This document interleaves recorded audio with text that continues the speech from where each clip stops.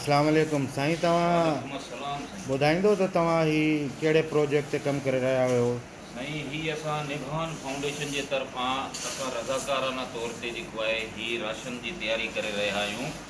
ऐं जीअं त असां गुज़िरियल 2 ॾींहंनि में 150 ख़ानदाननि खे असां राशन फ़राहम करे चुका आहियूं। छाजे करे त ही जेका अॼुकल्ह वबा हले पई, कोरोना वायरस जेका मौत मार आहे, माण्हू महसूर थी विया आहिनि घरनि में।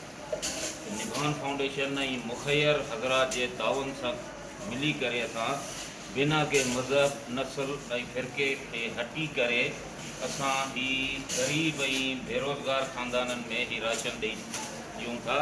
जीअं त सुभाणे असां वधीक मुख़्तलिफ़ कच्ची आबादी जीअं मीर फ़तेह कॉलोनी आहे, गिदू नाको आहे, सैरिश नगर आहे, या अली कॉलोनी आहे, हुसैनाबाद जी जेका ग़रीब ऐं बेरोज़गार मज़दूर तबिको आहे, इन में सुभाणे असां इंशाअल्लाह 150 ख़ानदाननि खे अञा राशन फ़राहम कंदासीं।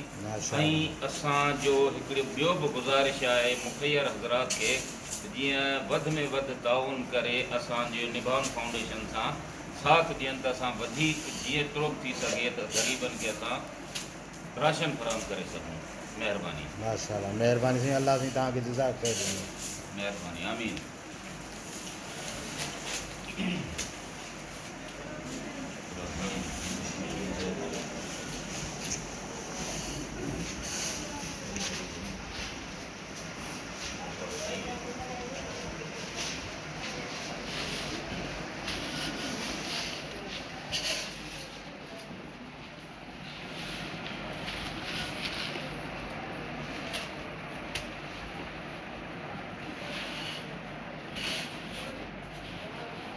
मेरा फैमिली बेटर फैमिली